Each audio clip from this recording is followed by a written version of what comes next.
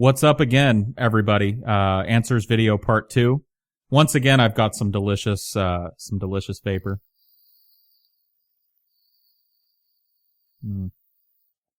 That's good.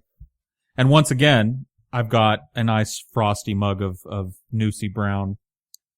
Just wonderful. So I'm prepared, and I hope you are as well. I wanted to cover a couple of things here at the beginning of the video. Number one, just so people know, I've been tweaking the audio settings a little bit. A lot of people had said, oh, you got this like really nice microphone and yet your audio's all fucked up and hissy. I know. Trust me, I know. I have more audio equipment here than I have any right to have because I know nothing. I'm not an audio engineer. I know nothing about it. So what I'm doing now, the audio quality on this video should be better. What I'm doing now is I'm recording the video with my shitty webcam software, and I'm recording the audio raw through Audacity, so it's not getting compressed and shitty like it has been in the past. So hopefully you'll notice an uptick in the audio quality, make this a little more listenable for you. The video quality, on the other hand, I'm not concerned about. There are people that are like, every video I make, they're like, get a new fucking webcam. No. When this one dies, I will get a new webcam. But I don't see the need for why, I'm not doing anything visual. This is not like I'm making a professional YouTube video or anything. I want people to be able to listen to it, but as far as like the fact that I'm in a little 4x3 box, I don't care. My videos are not going to be improved with an HD webcam, so, but the audio should be better now. It should be. But I guess we'll see. Another thing I wanted to do is to kind of dip back in to the old video for a few minutes here. One of the things that I haven't done in the past that I want to try and do more is that I haven't answered questions that people have had pertaining to the other question, the questions I answered in the previous video. A lot of times people ask questions, but because I'm constantly moving forward, I don't dip back. So I wanted to talk about a few of the things that came up in the previous video. And by far, most of you wanted to know about Kevin. Now, if you haven't watched the video directly preceding this, I recommend that you do that so you have some idea of where I'm going. But people asked, what was wrong with Kevin? Kevin was sitting out in front before the party jumped off and became, a crazy bondage dungeon. So what happened with him? And unfortunately, I don't have an answer for you. I don't know. Kevin and I never spoke of the party. In fact, I never spoke to anybody about the party until I started dating the girl that had initially invited me. So, I don't know. And unfortunately, even if I wanted to find Kevin and ask him, because he and I, kind of parted ways not long after the party. We didn't hang out much anymore. It wasn't because of the party. He was a couple years older than me, and I was still in high school, so we just stopped hanging out. But unfortunately, Kevin passed away in 2010. Pretty nasty. He actually took his own life, which is a sad thing. So even if I wanted to ask the guy, I couldn't. He's beyond my reach now, but I think we can make some assumptions. I think part of the reason that this question came up so much was because I may not have described the house I was in well enough for everybody. I don't know that I really hammered home that this was a gigantic fucking house. This was not just a really nice 2-story house. This was a fucking estate. Okay, so I was at this house on 2 separate occasions under 2 different sets of circumstances. And I'd say if I added together both of the times I was in that house, I probably saw 20% of the house. I mean, this house was ginormous. So what I've always kind of assumed in my mind is that there was some shit happening in one of the rooms that I just didn't go to. And maybe Kevin meandered his way back there and, whoa, saw something. I don't know that for sure, but I think that that's a logical conclusion to reach. Another thing, somebody PM'd me, and I'll paraphrase the PM because I don't want to bother pulling it up, but they PM'd me and they said, I just wanted to let you know there are some people having an argument in the comment section of your last video pertaining to whether you're telling the truth or not. And so I went back and read the comments, And there's a guy saying, there's no way this happened. I've been to bondage dungeon parties and they would never allow a 16-year-old or a 17-year-old. And, he lays out all these rules for bondage parties that apparently are violated by my story.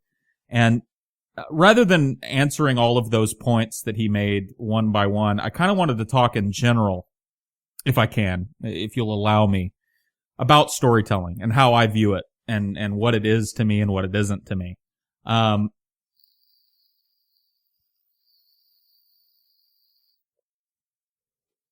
So I want everybody to kind of understand what storytelling is to me, how I view it. I've been practicing storytelling since I was a very, very little child. I was lucky enough to be raised by two people, my mother and father, who I consider to be two of the best storytellers I've ever personally met. And they really instilled in me this ability to tell stories. And I've taken parts of their storytelling style, because my mom tells a very different story than my dad does and vice versa.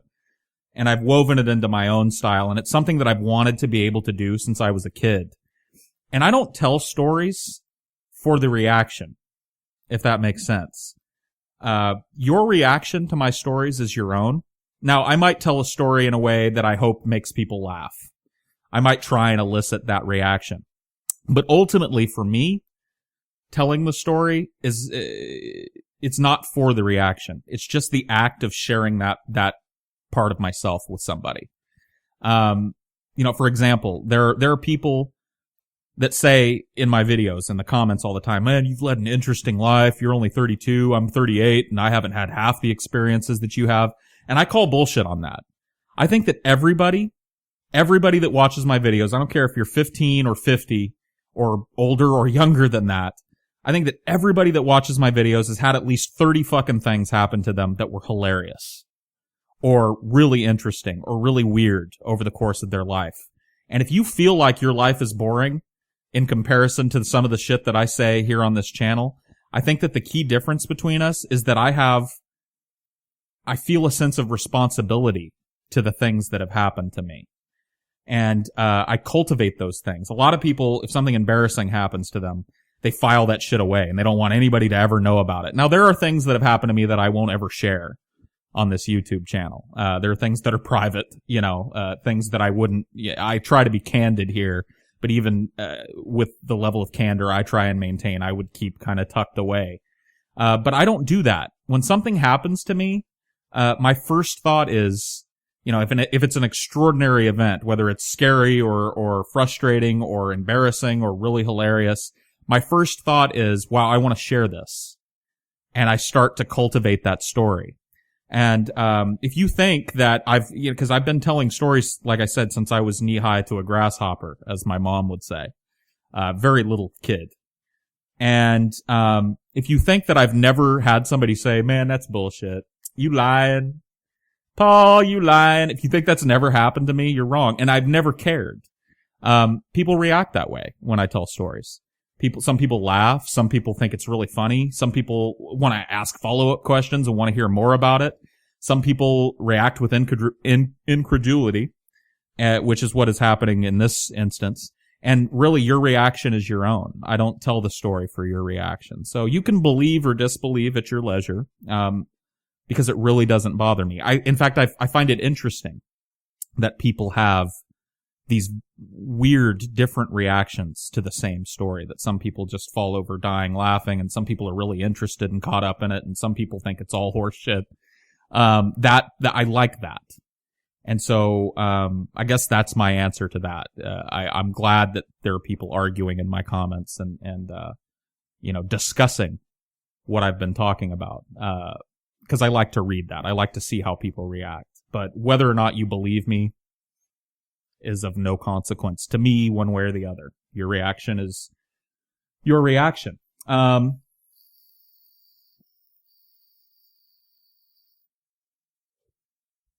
So moving right along. Paul, I read a story in the news recently that detailed the perception people have on how much they've changed over their lifetimes, morally, physically, emotionally, etc. I'll narrow my question down a little. How have you changed since you became an adult? And how much do you think you'll change in the next 2, 5, and 10 years? This is a funny question, and it kind of ties in with other questions that people have asked me. A few people asked me on that video, have you always been the way that you are now? Like when you were a teenager, were you as passionate about the political climate and were you as well spoken as you seem to be now? And the answer to those questions is both no. I have this little, and I tried to find it because I wanted to play some of it for you guys, and I know I've got it somewhere, but I used to have this little handheld tape recorder that people used to take to like college to tape lectures. It had the little tiny tape that, the same kind of tape that goes in an answering machine kind of tape. People would tape lectures with it. And I didn't use it for lectures. I used to tape conversations that my friends and I had. And I've listened to this, and it's cringeworthy how dumb I was as a teenager and how silly what I was into was for me. So I guess the answer to your question would be that I've grown a lot. And to give you an example, and like I said, I really tried to find this thing so I could try and hold it up to the mic and let you guys listen to how I used to talk. And I don't know how to say this, without crossing a racial boundary, but I used to have like a very kind of urban African-American affectation to my voice because I listened to a lot of rap, and my friends listened to a lot of rap. And so I used to kind of have that kind of vocal affectation. And it just, for me, sounded so silly coming out of me, knowing what I looked like at the time. And I used to be completely unaware of politics. I couldn't care less about politics. I couldn't care less about anything outside of my little world. So no, I was a very, I guess, teenager. And I'm not ashamed of that particularly, but I'm glad that as I grew up, I started to care about things that, at least in my opinion, matter. But yeah, just the way I used to speak. I've got these long tapes of, I made a tape of my friends and I having a conversation. And it was the night before I left for Arizona. See, I moved away to Arizona when I was 19, when I just turned 19. And I've told that story on my channel. Or maybe I was 18. It was like late 18, early 19 or something. And I fucked up at home and had to move out of the state, basically, because I had a friend that lived there and my dad was kicking me out of the house. Anyway. And, I wanted to tape this last conversation that we had. And the way I had this kind of southern drawl, and that comes from my mom. My mom is a very southern accented person. When I talk to her on the phone, my wife and other people who have overheard me talking to my mom say that I start to kind of list in and out of this kind of country twang, this generic southern Texas kind of accent. And I don't really notice that I'm doing it, and it's not something that I tried to do or try not to do, but it's kind of in my speech pattern, and I'm sure it shows up in these videos from time to time. But I had that same kind of twang to my voice, but I was also like, these motherfuckers, bitches and hoes and tricks. And, I mean, it was just so silly. I'm using all this kind of urban rap slang. I find it hard to believe that I had any fucking friends. I feel so incredibly lucky to have had a single fucking friend because, I would not hang out with teenage me. Let's put it that way. I would be super annoyed with teenage me. And I'm the type of guy that looks at like things that teenagers are into, and I just kind of roll my eyes and go, oh my fucking God, how do they listen to this bullshit? How do they watch this bullshit? But I was no better. When I was a teenager, there were people my age going, look at that fucking kid. What is he wearing? Listen to how he talks. Does he even know who he is? Oh my God. So no. I have changed pretty dramatically since I was a kid. And a lot of what did that was having to live in the real world. I lived at home with my parents until, like I said, I was 18, or very early into 19.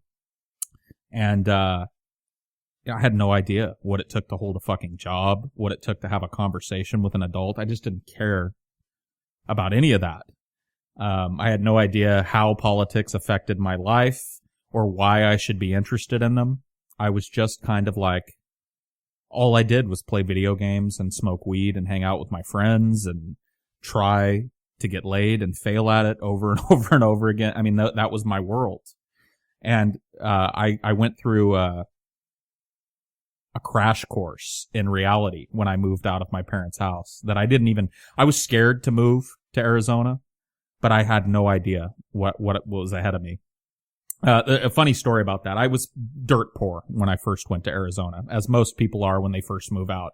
I lived in a little apartment with my friend, and it was a 2-bedroom apartment, but there were 3 of us in the apartment, so it was me and the guy that I'd known that had moved to Arizona to go to college. Excuse me. And then a girl that they weren't dating, they were just roommates. And we were broke. I ate nothing but Top Ramen for like a year. And there's a funny story. I started working at a coffee shop down in Arizona. And I would sit out on the little patio next to the coffee shop and smoke cigarettes, for my lunch break. And I never had any money for food.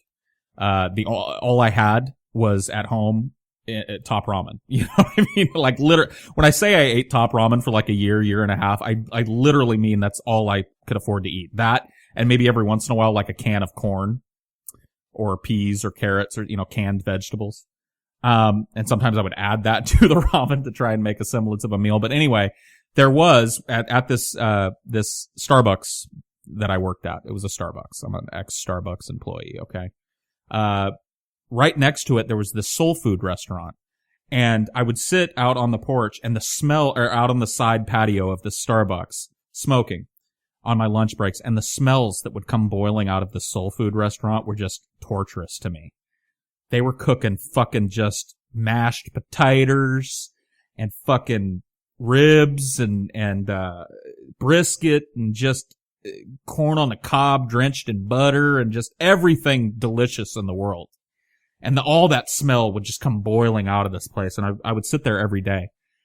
And the soul food restaurant was owned by a black family. And the mother was the head chef and she kind of owned it, and all her kids, she had 3 kids and they all worked there. And there were a few people that weren't in her family that worked there, and she came out one day. Now I had seen her before. She used to come out and sit on the same patio and smoke. And so her and I had kind of polite conversations before. And she was a very, very Southern lady. So once again, here I am treading on racial territory. But when I imitate her here, I'm not trying to, be insensitive. It's just how she spoke. Very, very Southern black woman. And one day I was sitting out on the side patio having my cigarette, smelling those wonderful smells coming out of that restaurant. And the lady that owned it came out and she goes, "Hey." And I said, "Yeah." She goes, "You on your lunch break?" I was like, "Yeah." Reading my newspaper, having a cigarette. She goes, "Get in here."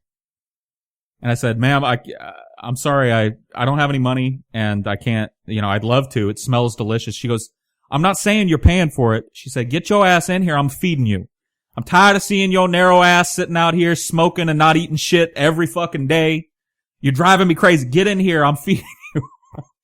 So it was such a nice gesture. It was just so heartwarming. She brought me into the restaurant for my lunch break, put a big pile of like mac and cheese and some ribs in front of me and like a slice of sweet potato pie, and was like, "That's on the house." She's like, I can't watch you every goddamn day sit out there and not eat anything.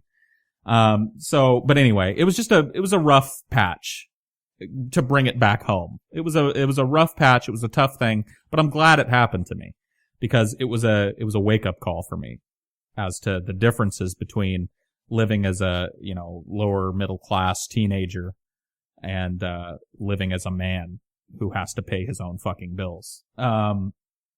So yes, I've changed a lot.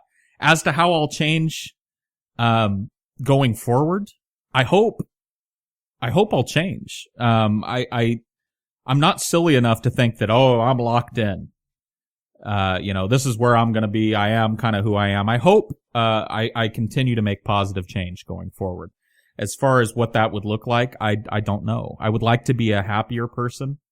I would like to be a more intelligent person. I'd like to know more about the things I care about. And I work towards that a lot. I do a lot of reading and a lot of involvement in things. And so I'm hoping that I become a more involved, more intelligent, just, I don't know.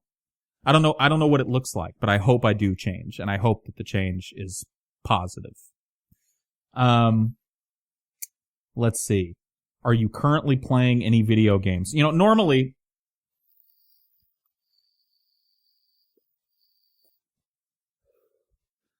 I wouldn't answer this question because it's not really all that interesting, but I started playing a new video game last week that I want to talk about with somebody. And none of the people that I have immediate access to on a day-to-day basis give a shit. My wife is not a video game person, and my roommate Brian, who you've all met in one of my videos, he plays video games, but he's definitely not into this kind of video game. I started playing, let me back up for a second. When I was a kid, I used to love playing JRPGs, Japanese role-playing games, like Final Fantasy and Chrono Trigger and the Breath of Fire series. They're a very particular high fantasy kind of style of role-playing game. And I used to love them. I used to absolutely just adore them. I loved Final Fantasy, like all the Final Fantasies. I could not get enough. And then at a certain point in my life, I stopped being able to tolerate them. And I don't know why, because I always feel this itch to play them. I get this itch, like, I really wish I could play a JRPG. And I've tried over the years. Back in that little black cabinet back there, I've got the last JRPG that I bought and tried to play, which is called Tales of Vesperia. It's it's on the Xbox 360, and it's one of the Tales games. And it got really good reviews, and so I thought, you know what, I'm going to try it. I saw it for cheap at a GameStop somewhere, and I bought it, and I played it for like 10 hours and was like, meh. And I had this thought in my head that, like, I just can't play that type of game anymore. I'm not into it. I still like RPGs, but the RPGs I typically play now are these American RPGs, like gritty, realistic blood and guts and gore and sex and wizards and, American-style dark RPGs. Like the Elder Scrolls series, like Morrowind and Oblivion and Skyrim, or like The Witcher. Those are the types of games that I've kind of scratched my RPG itch with. But there's this little part of me that always wanted to get back into a JRPG. So this JRPG came out here recently, called Ni no Kuni. Some people probably know about it. Others have probably never heard. And it's just, I'm thinking about it right now, and it's making me smile. It's such a delightful game. And delightful is not a descriptive word that I use altogether too often when I'm talking about things. I don't use it on a daily, weekly, or probably even monthly basis, but I can't think of a word that better encapsulates Ni no Kuni. It's just a delightful little game. It's so much fun. And I was real worried before I purchased it, because I'm reading all these reviews about it, and everybody's saying, oh yeah, it's really great. But a lot of the things they said put me off of the game. Like one of the reviews said it's got like a Pokemon style battling system where you tame monsters and level them up. And I'm sorry, I know I probably have a lot of Pokemon fans out in the audience, but I missed the Pokemon train. I was too old when it started. And so I don't have all the fuzzy childhood memories that you have surrounding it. All I remember about Pokemon is fucking hating it as a teenager and going, oh, I don't know why kids play this. It looks so stupid. So I have this negative view of Pokemon. I'm sorry. I'm sure it's a great game, but I'm not interested. So I was like, it's Pokemon style? I don't know. Not really. But I read a bunch of reviews. I watched some video reviews. The art style really kind of turned me on. It's the art direction is done by Studio Ghibli. And I'm not a big anime guy either. So sorry for the anime fans. I never got into it, but I do know Studio Ghibli. They made Spirited Away, which is one of the only anime movies I've ever watched. And I really liked it. So it's got that kind of Studio Ghibli look to it. And it's just a delightful little game. I really love it. And I have not been able to put it down. And I know I'm going to finish it. I just absolutely know that I'm not going to get tired of it after a few more days, that I'm going to finish it. So, if you're in the market for one, Ni no Kuni, pretty cool little game. Pretty neat. And it's pretty neat that I can be into it because it's kind of childish. You know, it's got this fantasy setting that's very cute and fairy tale like. And the lead character, instead of being this kind of big, buff, damaged anti-hero, you know, is this little 10-year-old boy who becomes a wizard. And, so it sounds completely out of the box for me, but I've been enjoying it. I've been enjoying it in a very real way. So yes, that's what I've been playing very, very recently is Ni no Kuni. And it's delightful. It just makes me smile to think about it. Let's see. Where did I leave off? Have you ever had a teacher who just constantly fucked with you all school year, who hated you for your mere existence? I only had one, and it was in high school.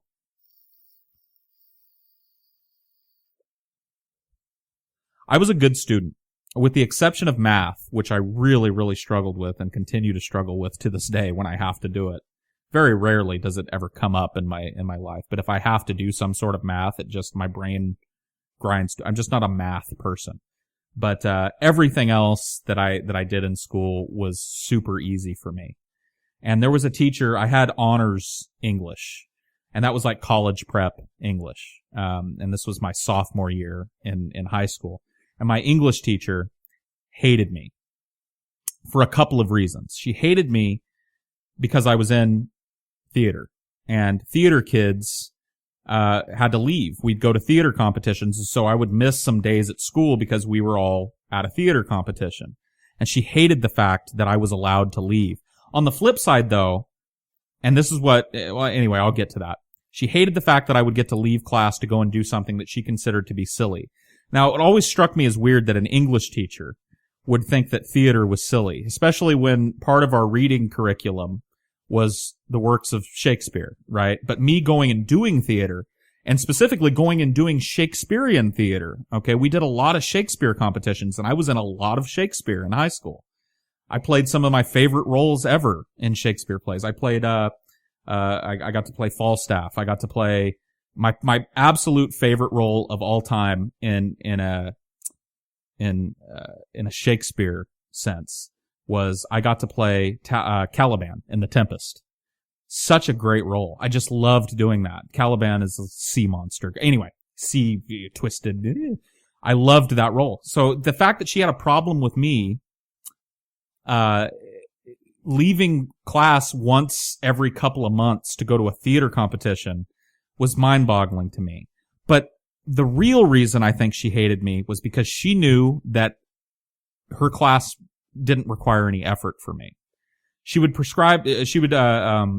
assign these papers. We had to do research and write these papers. And I would wait until the day before it was due to do any work on it whatsoever. I mean, we had library time where we would go to the school library and get books, and we're supposed to be sitting there researching, and I would fuck around the whole time because I had no intention of spending any time on the paper until the night before. And she hated the fact that she would assign these papers and that she couldn't, in good conscience, give it a low grade when I turned it in. But she knew that I had done nothing, that her class was not challenging, I guess, for me. And for whatever reason, she absolutely hated me for that. And so she treated me like an absolute piece of shit. There was a period of time at the school where we were reading, in this class, we were reading Huckleberry Finn. And if you've ever read Huckleberry Finn, I don't know why I keep coming back to this type of topic in this video. If you've ever read Huckleberry Finn, the character Jim, who is the slave in Huckleberry Finn, talks in a very, very, like, if I were to start talking that way, for no reason, it would be considered to be very racist. He's got that, oh, old Jim, yes, man. You know what I mean? That very kind of Southern slave plantation style of speaking. And she assigned us groups, and we were supposed to read the book out loud to each other. And, each of us kind of go around the table and read the book together. I have no idea why. I don't know how that helped me understand the book more, but she did that. And when it was my turn to read, and I would read dialogue, I would use a voice. And when I read Jim's dialogue, I didn't go, oh, this old nigga Jim, show does, you know what I mean? I would do a voice to make it interesting. Cause I thought that's what we were supposed to be doing. And she, one day held me after class and she pulled me over and she said, Paul, I'm not going to tolerate your racism in this class anymore. And I said, fucking what? She goes, I'm listening to you over there reading. You realize there are black kids in this class? And I said, yeah. And she said, so are you listening to how you're speaking over there? And I said, ma'am, it's in the book. It's written that way. How would you like me? Why are you having me read this out loud if you find what's in the book offensive? If you think it's racist, why am I reading it? I don't want to hear your excuses. Your racism isn't tolerated. I'm kicking you out of my class. You're out. Go to the principal. And so I went down to the principal and, got down there and I told him my side of the story. And he basically told me, he said, look, you shouldn't be here. You and I both know you shouldn't be in here.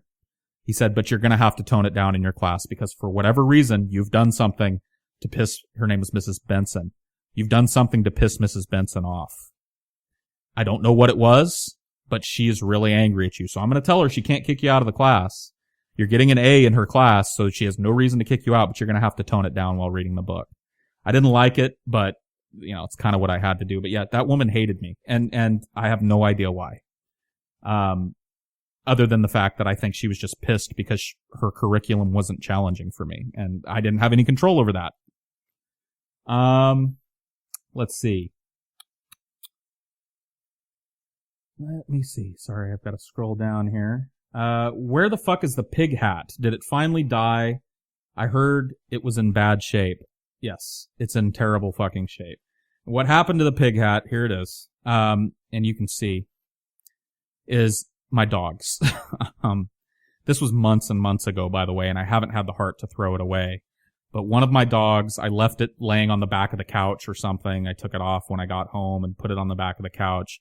This was when my two little dogs were puppies, and one of them, I came out of this room and went back into my living room, and he's sitting there just eating my fucking hat. And you can see, if I were to put this on my head, it's ripped. I don't know if it's, I got a shitty webcam, but it's ripped so badly that if I were to try and put this on my head, I think it would just tear completely. And my wife has asked me, she asked me once, she said, can I just throw this away? She had it in her hand, and I said, no! Abso-fucking-lutely not! And she was like, okay. And just put it down. I don't know why I'm keeping it at this point.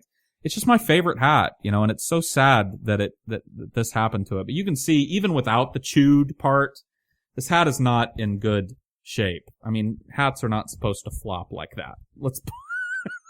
They're supposed to have some rigidity to them, and this hat is just completely threadbare and fucked up, and it was eventually going to happen anyway. So this is what happened to the pig hat, and I'm not going to throw it away.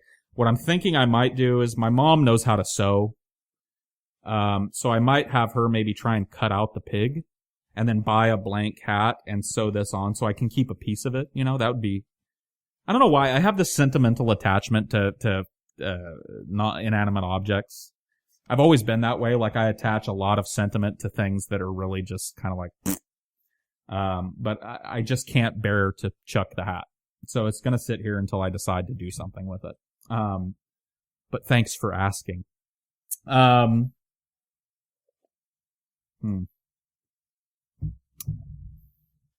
Let's see.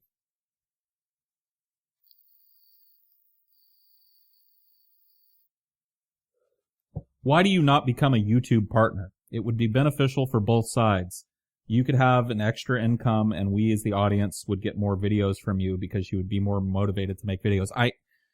I know I've talked about this. I just don't remember where. I am a YouTube partner. I've been a YouTube partner since the inception of the YouTube partner program. And I got an email from them, and they were like, hey, this is way back when on my channel. And I am a YouTube partner. I just don't take advantage of any of the monetization stuff. And what you mentioned at the end of that is the reason why. I don't ever want to get to a point where I have to make YouTube videos because I'm relying on it as a supplementary income. I make YouTube videos when I want to make them. And sometimes I don't want to make them. And that leads to, big gaps on my channel. And I understand people don't like that. But I would rather give you guys 2 or 3 videos a year that I think are interesting to watch than to be cranking out content because I have to rely on the income from it. I just don't want that. I've never wanted and I know I've talked about this too, but the thought of a commercial being attached to my videos that I had control over, that I decided, yeah, I want to put, or I don't even know how it works because I've literally never used it. But I can't imagine wanting to do that. Like, I would just rather not. And so I am a YouTube partner. I don't use the monetization for the very reason you listed at the end. I don't want to feel forced into making content. I would rather have some kind of, I would rather back the shit that I do put out than to put out a bunch of shit because, oh shit, my YouTube check's gonna be small if I don't crank out 6 more videos this month. That's just not how I want to do it. What is the closest you ever came to killing someone? I've reached a point in, hold on one second.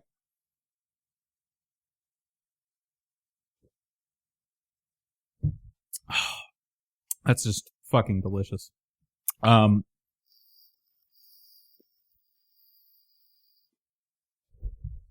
reached a point in my YouTube video making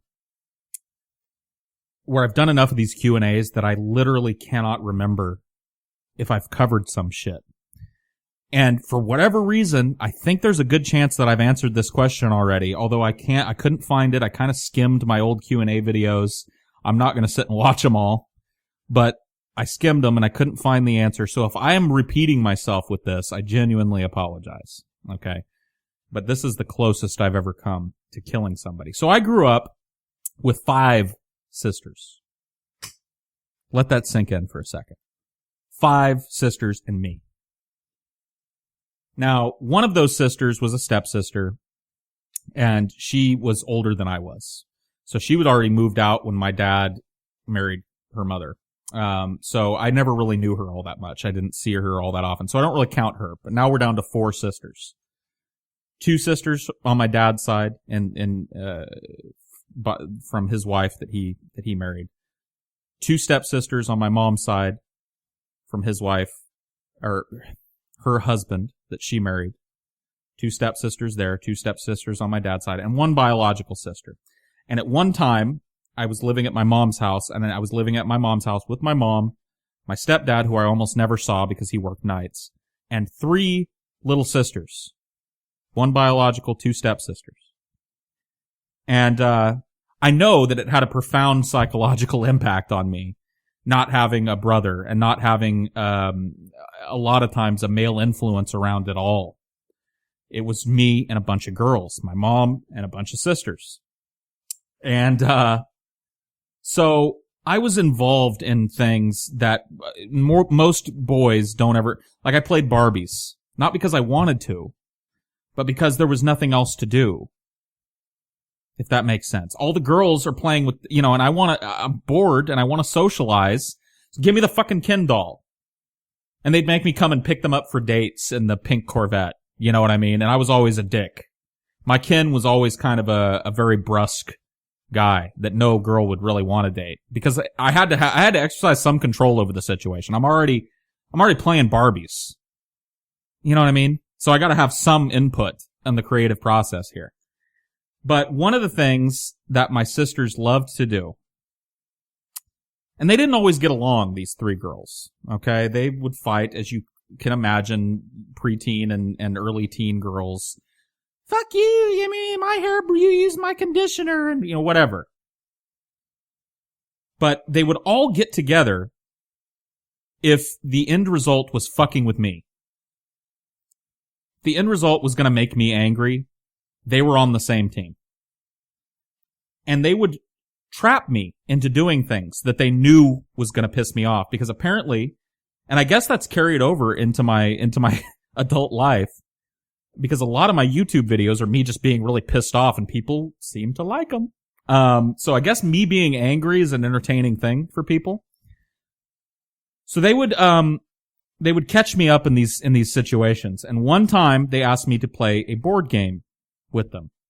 Now I should have suspected, because we never played board games. We always had this kind of saying about it, that there's a reason they're called board games. Yeah, they were just, we never really liked them. But we had a stack of them in the house, as most kids do. We had checkers and Monopoly, and we had this one fucking game called the Game of Life. And I've never understood the Game of Life, because it was such a boring, it was such a silly game to play in general. And I gotta be honest with you, I haven't played it since this story, and I was a teenager, a very young teenager when this happened. So I can't relate to you what the rules are, but I remember very vague things about the Game of Life. The Game of Life, you play against other people, and the end result is to not be a loser, I guess, at the end of your life. Like, the worst thing that can happen to you in the Game of Life is that you end up being like a factory worker, you know, a person that works hard for their money, I guess. And the best thing that can happen to you in the Game of Life is that you end up being a CEO of a company and you're uber rich, you know, and that's the end goal. You want to try and roll and answer the questions and spin the little spinner, and your end result should be that you end up being a rich fuck at the end of your life. And so they wanted to play Life.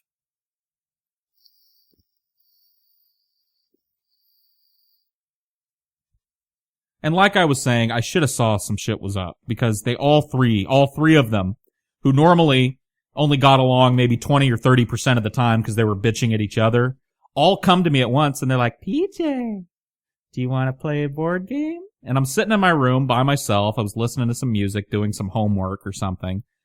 And I thought about it, and I was like, kinda, yeah. I mean, I'm fucking bored, sure. They're like, do you want to play the Game of Life? And I was like, whatever, I don't really care. You know, I was just excited to do something, to socialize a little bit. Because despite the fact that they were all horrible to me, I loved my little sisters, and, you know, I wanted to spend some time with them. So I was like, cool, yeah, that's fine. So you guys set it up, I'll be there in a minute. So they set the game board up, and I come out, and we're sitting in the middle of the living room, all kind of laying down, playing this board game. And so we start playing. And all of them were being exceptionally nice during this game. And once again, I should have seen some shit was up. And, they're just, your turn. You know, and I'm like, okay. But then I noticed something. One of my stepsisters, cheated. While she thought I wasn't looking, she took her piece and moved it 2 squares ahead. And I said, hey, it's not your fucking turn. Why did you just move your piece? I don't know what you're talking about. Blah, blah, blah, blah, blah. She was behind me anyway. So I was like, if you guys just want to cheat, honestly, if that's why we're playing this game, so you can cheat, then I'm not gonna play the game. I'm not gonna do it. Okay, blah, blah, blah. So I let her have the 2 spaces. Continue playing the game for a couple of minutes. Boom, catch another one of them cheating. Different one this time. You fucking just cheated! I watched you, and this time they moved my piece back squares. Oh. Okay, so now we're on a different level. Now we've upped the ante. Okay, now we're fucking cheating real good.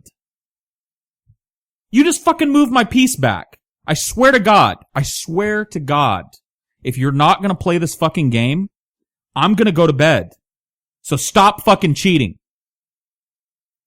Calm down, it's just a game. I don't care. It's not just a game, this is life. This is my life you're fucking with, okay? You moving my piece back, I might end up working in a fucking fast food restaurant instead of being a CEO. This is life. Quit fucking around with my shit. Immediately. So it kept going and kept going and kept going, and I end up losing. Now, I'll be honest here. I'm not a gracious loser in general. I'm just not. I don't like losing at things. And this usually manifests itself because I'm not a sports guy. As you can probably tell. Don't play any sports.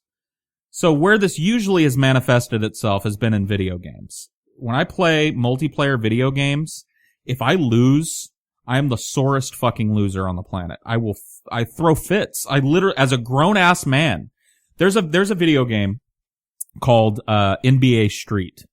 Okay? And it's this kind of like basketball game, but it's a street basketball arcade style where they do all kinds of flamboyant dunks and tricks and stuff. And I bought this game, the first one, when it came out. I don't remember for what console, but it was many years ago. Bought it, and I learned all these tricks, and I spent like a week getting really fucking good at it, right? Or I thought I was good at it. And then I started playing with my roommate. He wasn't my roommate at this point, but he was just my friend. And he came over, and I beat him a couple of times. And was like, yeah, you know, that's what's up. I'll talk shit, too. That's the thing. Like, I'm a shit talker when I'm ahead, and when I'm behind, I just whine constantly.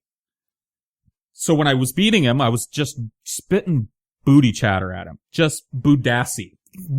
Yeah. How you like that shit? Oh, I'm not even gonna look. Did I make it? Oh, I did make it. Oh, shit. Oh, I'm sorry. I'm sorry. I was just being a complete dick. What happened is that Brian apparently is just a natural at this game. So after I beat him for a couple of games, he started to beat me. And at first, because I already had beaten him 3 or 4 times, I was like, whatever. Sun's gotta shine on a dog's ass at some point during the day, motherfucker. Lucky. Play again. Run it back. But he just kept beating me. And every time he would beat me, the rage level would rise. And it got to the point where I literally said, fuck this bullshit. I spiked my controller and I went and I sold the video game the next day. I took it down to like GameStop and I traded it in at a loss, at a big loss, because you know GameStop pays you like $2 for a game you just paid $50 for. At a loss, because I didn't even want it in the fucking house anymore. So he fucked me up to the point where I sold the game, right? Then another NBA Street comes out. And I bought it again. Because I really like the game. Really enjoyed it, got back into the groove of things, beat the fucking campaign, you know, the single player, and was like, man, I'm much better at this game. He came over, I beat him a couple of times, and then all of a sudden I can't buy a bucket. I can't fucking win. And the same shit happens. He has made me sell 3 different versions of NBA Street in my adult life.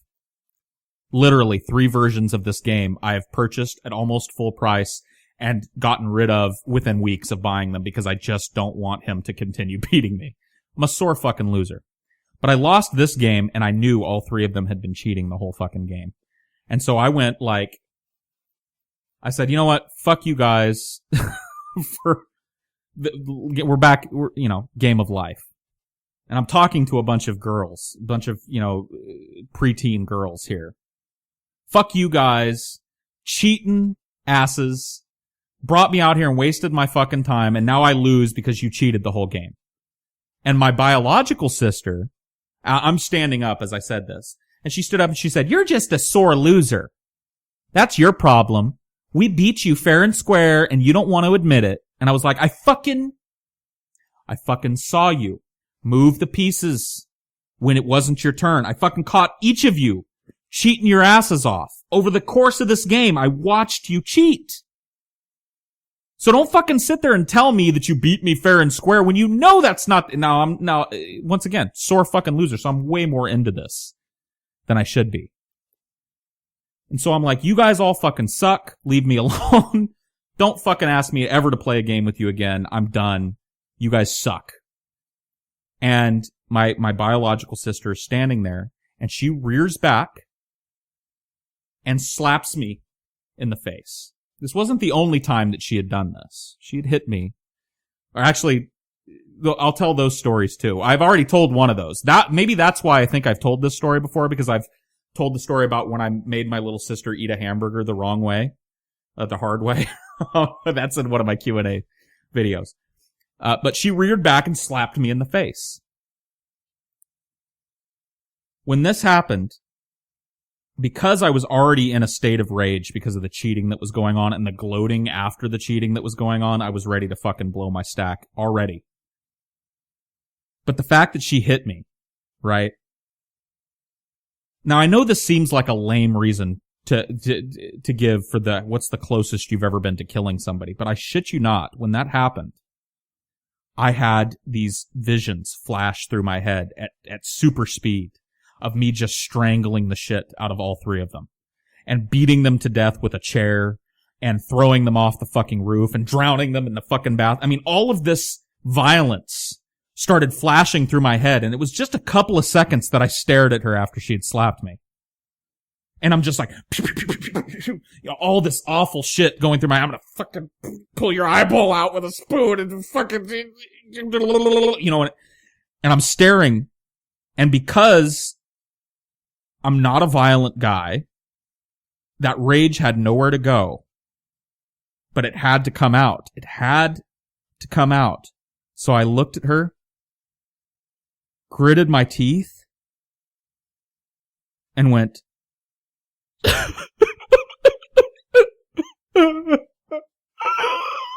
and ran away as they all fucking laughed.